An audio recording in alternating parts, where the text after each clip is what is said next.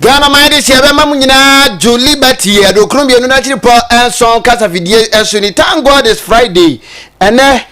fiada or Pepombo somebody die tosu edu ensia. And Kakranga Krakan of Webers dunum na ya de Bosumbi equa ye yeguso. Ye hear ni muse, Ukedia Punyango Pon, Ediambeko Aqua Kudru. No nine anya bo and sama wood here se move for na daura waje bre na waso so kroje ede amede de se yenken kan fama wo se kase no ne bre na awia duru se yenken ede ema wode ye kan wo se ene anwumbre kase bo ya waso egusu ya wutie no eyen sama wodo pi na yede bandedie kan na editie no eno en yede ba na uko Facebook My Liberty FM My Liberty FM pacho bomode like share wade kire ye fa kase bo hu no fagu o me brepam ye baje bre na fe yakenken nyina ede amauti wo dia ne se obekọ Facebook na wabo My Liberty FM na wa like ase ede wadwenche nyina enso agu amba ye se brepam yanje bre na yankenken nyina enso emfa emao yasin kunwai ayensama wuro pinti na yaba na edi kan edi tie bi ya obeti ebi ni se Dom kuma mo ma shebe gwafie ene da omofre ensemtwefo nhemudie di nsembi etu wonanima eno nam subi mo soafo no ene hwe humesua tena yenso ono so aba abekasa fa ho na wo sansem kroye mu enam so house of penny bi nso akasa dia tubia tem se LGBTQI++ no yehwe na ye mamra no nyadwuma atoya ti fido mantama say so one now kwiafo a omo edokoko nso de sede ato aban nanim say ya local buying companies no ma won sika se ne be ya won so de won kokoko a wobetimi eye sika ama wo mu ye ba hwa ni mu sa homaro tutomu a ye ne aban anam sini ye wo sa hwi so mansin ye ro ni nyamfo Dominic Jesi betwetwe nkomo Asami afufro pika ho ene yesin konwa ya yekenkan ede amawo se anmre no nan kase bo ewo Liberty adokrum bi odora chiripo enson kasa fidie so ye ka o se kase boy ena mabe fontentan fidie awodo ni gina eso Facebook no My Liberty FM pacho bomodin for adwenche ye fa kase boy wono fagu o ma brepam ye beje bre na fe yakenkan ni gina enso ede amawo enti My Liberty FM ye ka wo se enanwumre no nan ka se ye de bayi akenkanfo ya woti yenkan yi ayame osomafo Kwame Owusu Tikese KOT bene Ohemaa afia Baafi ade se yenje bre na fe ye twa ho shimakuma bi mra ye ba ka se bo no nchiremu no ye de ba Liberty FM 92.7 the giant of the west. Awusia for my Africa siana sia na ye de mo kogina mo ewo dom kuma mo ma shebe gwafie wo ma kache na beye na fua miensa na se na wotwe mu na ye nya ntiye se omo pese omo de LGBTQ ede eka sukufuo ehun se ne beye beboa na wo mu ekokoje ntetie ni nimdie no ye kire wo mu kwan a omo befa so abo wo na brabo na watwe wo hu de wo hu every gay ene lesbian hu na wo sansensem na mu na dom kumafo mo ma shebe gwafie omo efrensem twefo nhia mudie no mo so de betu dwase ehene ha achechefo a omo pese anase omo amaje so omo pese omo de gay ne lesbian ebe hye umesuo mpa de be ha nkwada ne ye pa na won kasa ye mu no na wode etu edwase se ohwe enfie mienu bi a aba besenko na eye abandada na adankwa kufa na mamuomu na omo etwe sre ne basa ede afa gay ne lesbian hunum NDC for kra ba bontin be ka said wo mu krampo no omo be so omo je gay ne lesbian etumu ewo manyimu na nkasaye no emu no na wode etu edwase adesede na wode etu Christian Council Ghana College Bishop Conference Muslim Conference ene empenfu a LGBTQ+ iba ye omo original ye sen ya de obeja atumu no wode atu wonani se won kasa se ne be ye beboa na asumdue ne abotoyensem etimi ato na kwan so wabra wakasa no wode wonanu nsem atu adwane yenkwai ne yenkotie bi embra LGBTQ no om dia kwa hye eye teacher manuals ni mu a teacher for the betumi stress ade no ewo ye schools mu e chepefe say ema ene ma betumi ada e ma so betumi ni mema ada because om dia hye so sexual right dey obeso ye na obeso ye dey betumi aye hu ye ne yem hye ne say enye nkrofo ya na emre bi atwam mu be 2 years ago om ka say MPP4 ene ye nkrofo a om pe LGBTQ in fact om ka che class Jubilee House a sheda ko printing e dey pictures and say colors bi e che say LGBTQ na ka say agiatu ne die e dey no mode ade a ya printing in 2025 ekoshemu no na minority yebusa ho nsam say enye nsem a megidie say it is built on fairness ye best say ye mpanyimfo bi te say Christian Council, the Ghana Catholic Bishop Conference, Muslim Conference any mpanyimfo a ye te wo mo yesu ye te mo kan mebi atwam sam mpanyimfo ni na no be de ya te mo kan sisi no nti na minority frem ha say ene ebesi ye kan ye nsem Ghana for so hunu say that LGBTQ nsem no ana say be ma ne be ma beda pa na oba beda no ye de ye bonjo so na NDC for me hunu say ampa asem no mo bonye de njo so na wa manansi hwa anase wo mu de achi na oswafo no na wo hwe ewumasua atena yeso ono so de na no ebetu mu bise sansa chaye ya omo de ebe ewumasua mu no enye se omo ankase na ede ayini kwakwokyerem enkwada no mo se omunsua kwaya ye faso ye gay anase kwaya ye faso ye lesbian na emom ensa chaye kitwa bi na omo de ebam wasikane no na omo eche nkwada no physical and health education na eno no eye textbooks na omo de man nkwada no ntise ne ebe ye beboa na watimi atwe wo ho ede afi bone ho no nti na ama wode sa nhihyeyi aba no no beboa pa ye ama ewumasua mapa etimi afanta mpa efa na emom enimu nokra bi ada se NDC aban age gay and lesbian atomo. The definition of gender identity contained in the manual is not reflective of Ghanaian values and culture and our norms. Accordingly, the following immediate steps I'm told have been taken. Directed a recall of all the 736 physically printed copies of the Year 2 Physical Education and Health Elective Teacher Manual for senior high schools to a revised version of the Year 2 Physical Education and Health Elective Teacher Manual for senior high school accessible via I'll give the address to you. So the online correction has been done and done appropriately, so nobody should be relying on the hard copies. And then also to remind us that the curriculum is dynamic and regularly updated to reflect current standards and trends. All revisions and updates will be reflected in the online version available at www.curriculumresources.edu.gh. So when you go there, you will know what is applicable and what must be instructive and what must be in use. Now, accordingly, my directive as minister responsible for education. Oni pauti ninkai eyo swafo no ehwe umasua atena yeso owura harina idriso na wote se o cheche nsem no mu ede ache Ghana fo nyina ma yatwa kase bano so na yeguso kai mo se ha ye liberty adokrum yedu na chiri po enson kasa fidie eso yatwa kase no so na yakogire mu ewo ensem foforo emu na yedaswa wo sa ensensem ya aba se na emopese mode LGBTQ+ ekosuku mu mamofra esuane ne keka nwa nom se entesa se entesa yede yeguso eboda wuro se LGBTQ+ ne hwan no yenje ntum se tam anam so amande ye kasa no synod secretary at the master be kwai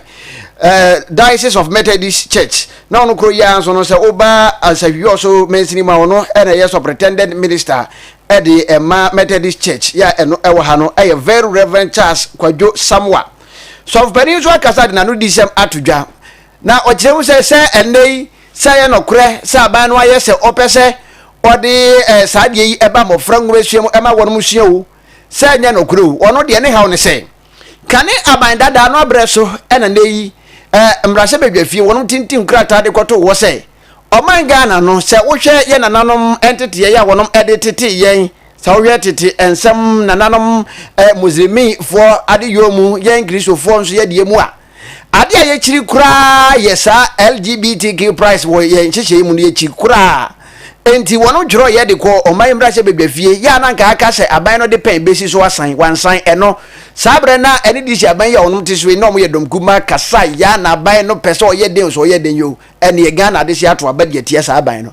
mo so ma ba afimuni sa LGBTQ+ ye nte ho hwe enti wo ka no de akira aban no se ene wani mu ya no onfa pen ensi so na onsan meye mra na ye so sa de no so ewo man very reverend Charles Kwadwo Samuel LGBTQ ho sensemi ya eba na nakufu ado abreso a ode ni president si ho ya osesi yentu ase a ne gam si yentu ase a ode president si ho no ina namso eka ho bi na ma papa ne den ye pam na koye still LGBTQ no ho sensem no aban foforo ba enso ye hu ne ho pomasi ye hu na ede fa ha na adechimete ye se de akoshe ye free parliament ye free ahonkonba na ye omo de Ghana ya brabo edi agro omo hayen omo de ya brabo edi agro ade a LGBTQ ye se musude yempe nananom se musude yempe religious bodies yempe traditional rulers ye se yempe na mpemfo akwakokoto parliament ene nkote se ayira ende kwayira so akwakopi curriculum na ese enye de ti fata de omo ye ni mabi no o yetimamuni a hu se hu de won kan fa because de make me hu de kwakokosi because mpemfo ye kan biye LGBTQ munyi fi o yempe mo mane me san na nyamra sa na ye hwe yankase emfa nkoshe curriculum yankase emfa nkoshe edebe mo mane nyamra na ye de yentu ase sa na yenim se se akufu ado ye ya kokodu parliament yansan aban foforo abade ye hwe se e besane efi oman mu kra na very reverend Charles Kwadwo Samuel awone semu na wokasa de atudwade adesede pa ade ato aban nanim se kanetete no na oba omayimu a ye wo mission schools awodo ya mprempre da so ho na so sa mission schools ye mu binu mu a me se minya kwanya ko St Joseph Seminary Senior High School na no Roman Fosuku umpe obua embra pass de besi adi wo no ye mu binu se de na ye dwane mbra no esan na Roman so ne de keka ho no hye da ni akon de ne yakọ ene tumi ya nanka asore no wo se o de bua ma mofra entete ye tibia koso no ye kasa ya ban no agina afiri wonsem ana omo ya ne omo pe ya de ye kasa isa LGBTQ+ ho sensem isan etwinity o kasa de adesede e de ato aban nanim se nim wanimu ya no tumi ya na ekura empanifo ana se asafo no e de missions schools awodo no omo mo de no sanfo ma de mo na ye mo ma discipline go so say idea ho de efitete ohwe mission school to say presby method woman de kan ho sorry eba no ye di school eba say aban agetumri na afien say schools ye ne ahode ye hwe so ye ne ahode a ye de school so it's anka mission school de aka ye tete e ma no e wanyame suro kwa so ni ma bebre na esua nwoma na nanom so emo de culture ni na so kan na say aban age bibia fancy o ye ne bibia nti obi a o de school abawati ni school aban age the management of the school ni na afa na we yourself mu intesia aban no ye ni bibia ma yete ho kwa nti yenim die ye nyansa ye sika eso de boa no aban so ye bibia wagene na afa nipa bako ani one body ntumi chichi kro aban pa soro ka ho fanana no ka ho ne na ye schools no on fa ye school mu sanso fa ma schools no on san fa ye school o methodist schools roman schools or presby school and so ye ni ahode bia it should bring back the school ye so ye mra ye manage school no aban ye so ye ya ebebo na say the management bibia aban Jeffrey ensemo enti the person meka say ye person ne ma asante tie no ne hina kwa ofa ye school no enfa ma ye mission school so ofa de enfa ma ye na ye oyiye road munyafo Dominic Jesse se omra na fi omehwe se so bensini eso enfa ma ye afifo from ene ye bei timamufo nyina hwe afi se ne niema ebesi akọ ne senti yankwa ahoma no so na ye ne yewra onmunyafo Dominic Jesse enkobo nkomo na ye hwe afi ya yesi mu efie mpimienu ene adunu ensia ya yewomu enseye ya ewo ho edema se hwi so empuntuo ne nkanko ye kwa ahoma no so yewra aba ahoma no so nti ye ne no ebebo enkomo yewra otemenka ewrade asundwie nka wo okay yesan ahwese betoto ahoma no yensa ka yewra na ye ne no asan abonkomo esansa ahoma no ateatum yensa ka no a ye ne no bonkomo ahwese hwi so ni empuntuo ne nkanko afia yasimu yi ede ne yenhwe animu ana se dada no a eno an ye befam eno a enti yewra asan aba homa no so ma yenhwe na ye ne no embo enkomo ewo ahoma no so yewra temenka ina ke woti me yebra na bibia bokọ de okay ahoma no enhye da eni moye ene dai ma yenhwe na yentoa to asoma me na yenhwe se yensa beka yewura na yene no abonkomo ma yenhwe to aso de a me yenfa mu enkwagina mu ewo sehwi asawen so na ho na akuafo a wo mu edokoko omo so akasa ne nyina mu ne se enche na yenuanom kuma omo secondary school ne yebie wo mu ama wako school mum na eba no atoye tifidu mantama se ya yadwuma kese pa ye kuayo ne sa asuntinom kuafo no omo dokoko no de aba beto abonten said omo de omo koko koko shell so omo kwakoton koko no medu ye skeni ho sikani ho ne yaji koko na esi ho ne yetua ne sope de ma wo momo ni subeto omo no na omo sika na hye eno anam so bia makuafo no mu bi ene yensem twefo atwetwen koma omo de atu edwa said omo ma akakakra bi ne ebie school kwada ne beko school mu ne saso ntina ban no sika a wo so otua de ma wo mu a omo to koko no ntua mfama wo mu sene ebe ya wo mu sunu benya bi na mato ne ma kakra de ma nkwada nom ama wode akosukuu wa bra kuafo mu do koko e kasa na wode wona kosem atu edwane yenko bi embra ni kukuska ya san kanti ya piaba ya pano se o fo kukuska mla uma akati fo mu tio kuafo no ka yes no a tere abane se ya bebie school se ya kari koko kura ya nyasika ya manu so ochina ya na ya bie school wo moko se ya sra aban fa kukuska o ma aban ya sra na ya bebie school nyambo ochina ya ni hwi ya koko ya kali ya ntua ya kai tu ya sra na on tua akrati o maska na krati fontu ya yeka ni enye bi ma ya manko school esa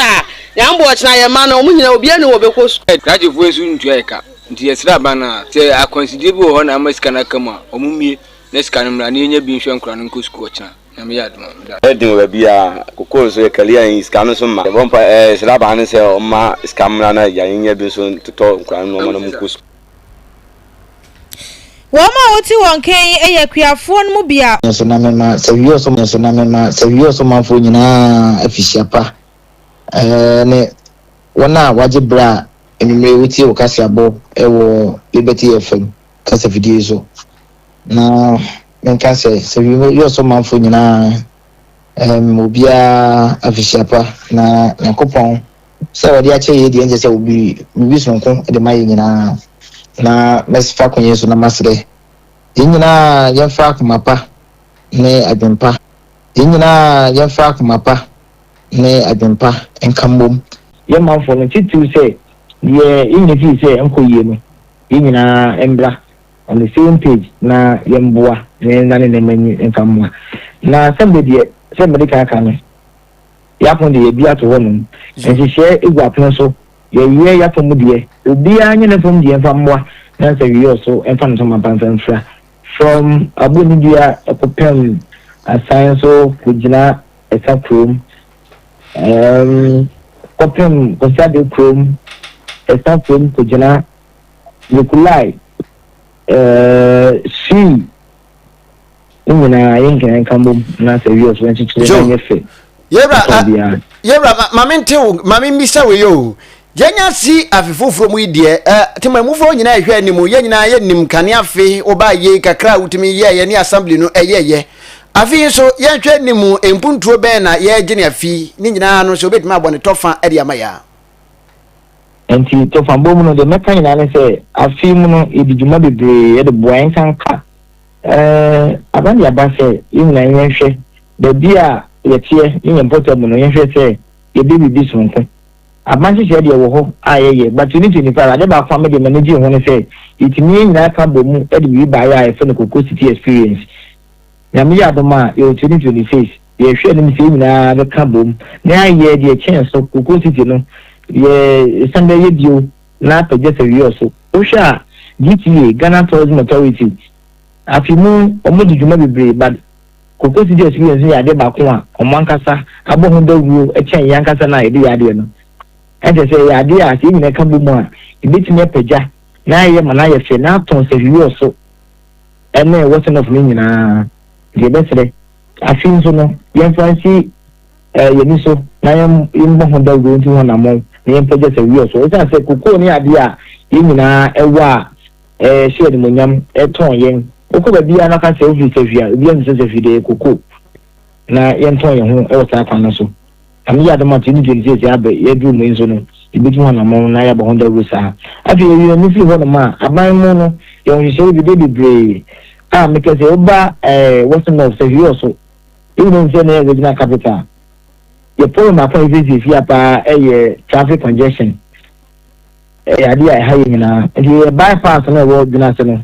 ade ya de akoma so bitu ho na mo na yaye afi nso no ni na extra traffic ho de traffic lights so ade ya isi akoma so a ye be hwe say eno so e be bamu na abuama traffic congestion no ye fi ho no afi ye shi madi bi mo ase e wo 2025 mo e bi di say ye legacy project ye so garden horse ma kan di blog no eno so egusu a ye ka say ya bosso ewie a ye twa so e di ntuma na abeso ye man for no